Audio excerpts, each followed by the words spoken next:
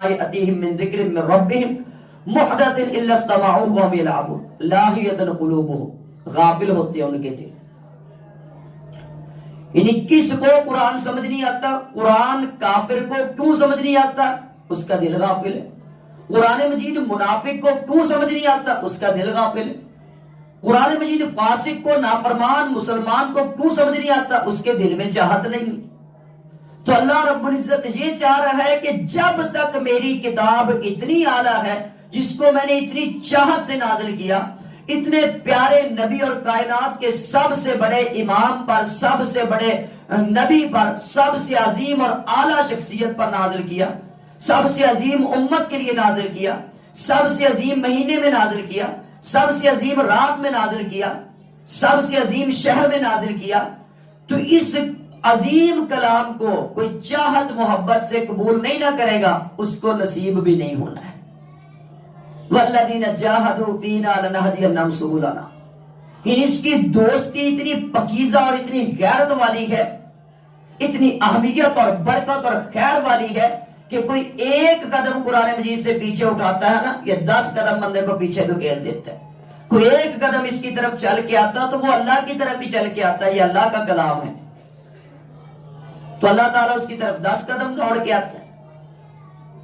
تو اس لیے غفلت دل کی ہے۔ اگر ہم جتنی بھی کوشش کر کے مثال کے طور پر رمضان المبارک کے علاوہ فجر کی کلاس میں ہم کہیں کہ یہ رونق لگ جائے، لگتی ہے؟ کیوں نہیں لگتی؟ کیونکہ شیطان جھگڑا ہوا نہیں ہے، جہنم کے دروازے بھی کھلے ہیں، جنت کے دروازے بھی کھلے ہیں، اور شیطان بھی آزاد ہے۔ لیکن جب شیطان جھگڑا ہو، جہنم کے دروازے بند کر دیے جائیں، جنت کے دروازے کھول دیے جائیں، اب ایمان لانا، قرآن کی طرف آنا، فطرت کی طرف آنا، حقیقت کی طرف آنا آسان ہو جاتا ہے۔ ورنہ پورا سال ہر وقت مقصود ہے، ہدایت اسی کا نام ہوتا ہے کہ قدم قدم پر قرآن مجید رہنمائی کرتا ہے، وہ ہمارے حقوق کا معاملہ ہو، عقائد کا معاملہ ہو، معاملات لین دین کے کوئی بھی ہو، تو غفلت ہماری ہے۔ لاہیۃ قلوبہم، غافل ہوتے ہیں ان کے دل۔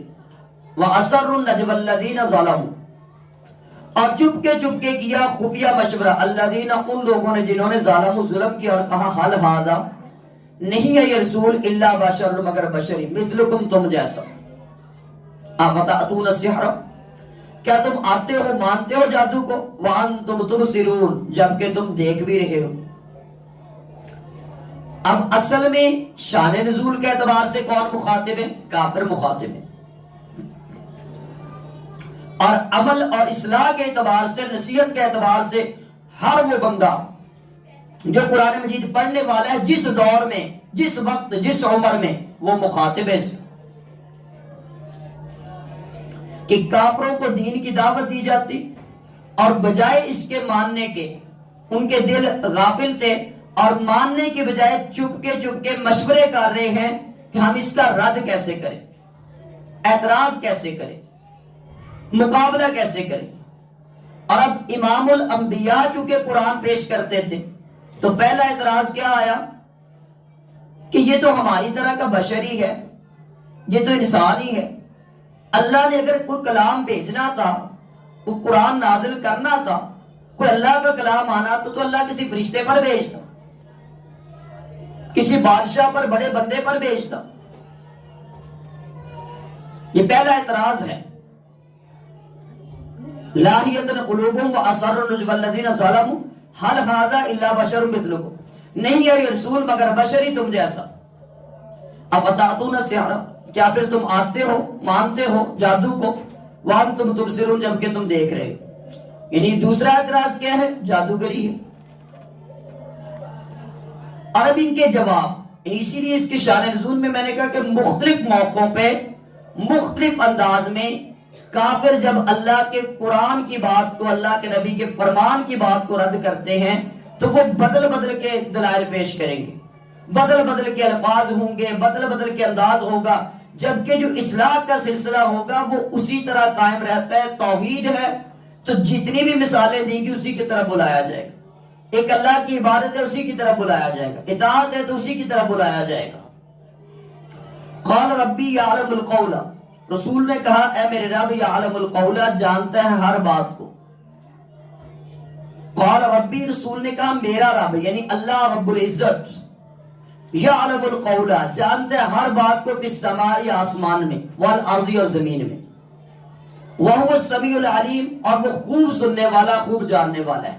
یعنی کسی نے خفیہ پیچھے نا وہ اثر النجوہ، اور جس نے جب کوئی میٹنگ کی کسی نبی کے خلاف اللہ جانتا ہے، کسی ولی کے خلاف اللہ جانتا ہے، اللہ کے دین کے خلاف اللہ جانتا ہے. کسی نے جادوگر کہا، کسی نے بشر کہہ کے مذاق اڑائے ہیں، کسی نے شاعر اور مجنوں کہہ کے مذاق اڑائے. جو بھی لفظ جب جس نے کہا، اللہ کے قرآن کے خلاف کہا، اور رسول اللہ صلی اللہ علیہ وسلم کے خلاف کہا، اللہ کے دین کے خلاف کہا، تو ایسا نہیں ہے کہ اللہ رب العزت کو پتا نہیں ہے. یہ اشارہ ہے کہ قال ربی یعلم القول فی السماء والارض، کہ زمین و آسمان میں کہیں کسی کی زبان سے کوئی جملہ نکلتا ہے، وہ اچھا نکلتا ہے تو اللہ کو پتا ہے، وہ برا نکلتا ہے تو اللہ کو پتا ہے. وہ جو ہمیں مطلب ہمارے نامہ اعمال تولے جائیں گے وہ ہماری حجت کے لیے ہیں. ایسا نہیں ہے کہ اللہ رب العزت کو معلوم نہیں ہے. انہ علیم بذات الصدور، وہ تو سینوں کے راز کو جانتا ہے، تمہاری نیتوں تک کو جانتا ہے، تمہاری تقدیروں تک کو جانتا ہے. ابھی تم دنیا میں آئے بھی نہیں تب بھی تمہاری ہسٹری جانتا ہے، ابھی ماں کے پیٹ ہو تب بھی سارا کچھ جانتا ہے. تو اس لیے اللہ رب العزت کے لیے کوئی چیز غیب نہیں ہے، وہ تو عالم الغیب والشہادہ ہے. تو قال ربی یعلم القول فی السماء والارض وہو السمیع العلیم، کہ میرا رب تمہاری ایک ایک بات کو جانتا ہے. وہ انکار کرنے والا کافر ہو، منافق ہو، فاسق ہو، کسی بھی درجے میں جو اللہ کے دین کا انکار کرے گا اللہ کو پتا ہے، اور کسی بھی درجے میں جو اللہ کے لیے کوئی عمل کرے گا اللہ کو اس کا بھی پتا ہے. وہ سننے والا، دیکھنے والا، جاننے والا ہے. بل قالوا اضغاث واحلام، بلکہ انہوں نے کہا یہ پراگندہ خیالات ہیں. بل افتراہ، بلکہ اس نے خود ہی گڑھا ہے اسے. بل ہوا شاعر، بلکہ وہ شاعر ہے. فلیأتنا، لہذا چاہیے کہ وہ لائے ہمارے پاس بھی آیت، کوئی بڑی نشانی، کما ارسل الاولون، جیسا کہ بھیجے گئے تھے پہلے پیغمبر. یعنی اب اعتراض کیا ہے کہ یہ تو اس کے خیالات کا مجموعہ ہے. اس طرح ہم کسی کو کہہ دیتے یہ تو تیری اپنی رائے ہے، یہ تو تیرا اپنا خیال ہے، یہ تو تیری اپنی چاہت ہے، یہ تو تیرا اپنا قول ہے، یہ تو تیری اپنی بات ہے. تو آپ کے لیے ایسے کہنا، شاعر بھی کہنا، مجنوں بھی کہنا، اور اس کے ساتھ بشر ہونے کے تانے بھی دینا، کس لیے؟ آپ سے کیا دشمنی تھی؟ آپ صلی اللہ علیہ وسلم سے 40 سال کے اندر کوئی ایک بندے کی ایک رائے کے دانے کی دشمنی ہو؟ ساری آپ کے حسن کی قسمیں کھاتے تھے، ساری آپ کی صداقت کی قسمیں کھاتے تھے، آپ کی امانت دیانت کی، آپ کے پاس امانتیں پڑی ہوئی تھی، آپ دیانتدار تھے، آپ صادق و امین تھے. کوئی ایک انگلی بھی آپ پر نہیں اٹھی جب تک آپ نے نبوت اور رسالت کا کام نہیں شروع کیا، ایک انگلی بھی.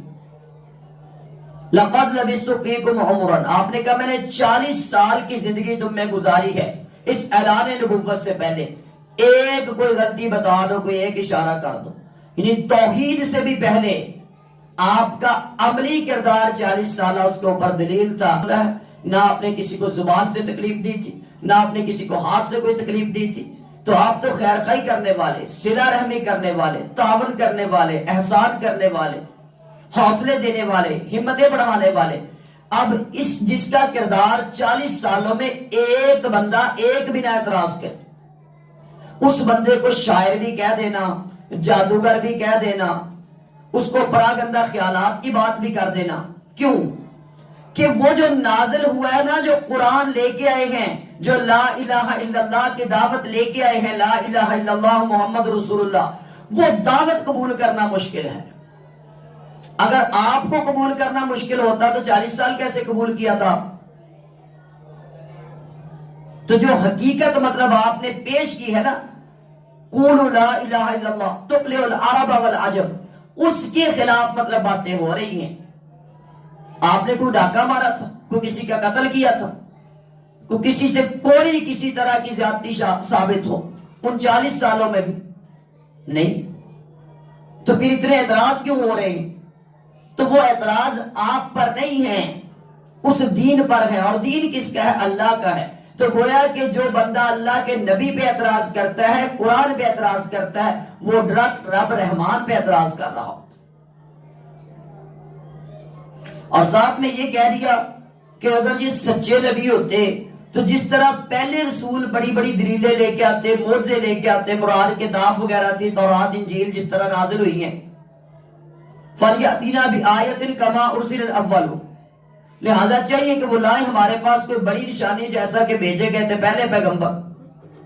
ما آمنت، نہیں ایمان لائی نشانی دیکھ کر، قبلہم ان سے پہلے، من قریۃ کوئی بستی، اہلکناہا کہ ہم نے ہلاک کیا اسے، افہم یؤمنون کیا پھر وہ ایمان لے آئیں گے؟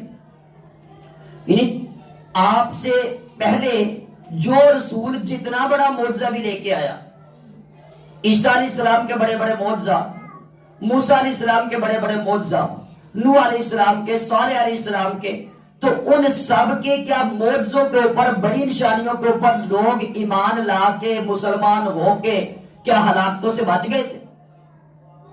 وہ ساری امتیں بھی تو تباہی ہوئی ہیں پہلے، قوم عاد، قوم سمود، قوم نوح، ساری قومیں تباہی ہوئی ہیں، وہ بھی تو اسی طرح ہی اعتراض کرتے تھے جیسے آج تم اعتراض کر رہے ہیں۔ اور وہ عرب کے قریب قریب بھی کئی ایسی بستیاں اور اقوام تھی جو قریب قریب جن پہ عذاب آئے ہوئے تھے۔ تو اس لیے جو نہیں ماننا چاہتا، بہانے اس کے پاس ہزار ہوتے ہیں، دلیلیں اس کے پاس بڑی ہوتی ہیں۔ ماننے کی دلیل تو یہی ہے کہ بندہ اس کو قبول کرے، عمل کرے، نہ ماننے کے لیے بہانوں کے انبار ہوتے ہیں، مکر ہوتے ہیں۔ تو یہ اصل میں مسلمانوں کے پاس تو نہیں تھے۔ مسلمانوں کو تو جہاد پہ بلایا، وہ وہاں کھڑے ہو گئے، ہجرت کے لیے بلایا، وہاں کھڑے ہو گئے، تعاون کے لیے بلایا، وہاں کھڑے ہو گئے، تہجد کے لیے بلایا، وہاں کھڑے ہو گئے، روزے کے لیے بلایا، آ گئے، حج کے لیے بلایا، آ گئے۔ اور یہ سب کچھ تو وہ لوگ کرتے تھے، یا کافر انکار کرتے کھلے کھلے، یا منافق جو ہے وہ زبان سے اقرار کر کے عملی کردار کے اندر مطلب وہ کمزوری ہوتی ہے ان کے، وہ صرف دکھاوے کے لیے کرتے ہیں۔ تو جبکہ مسلمان تو وہ تھے سمعنا واطعنا، سن لی اور مان لی۔ افہم یؤمنون کیا پھر وہ ایمان لے آئیں گے؟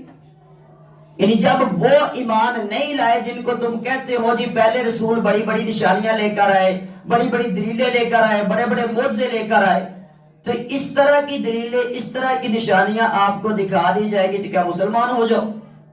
نہیں۔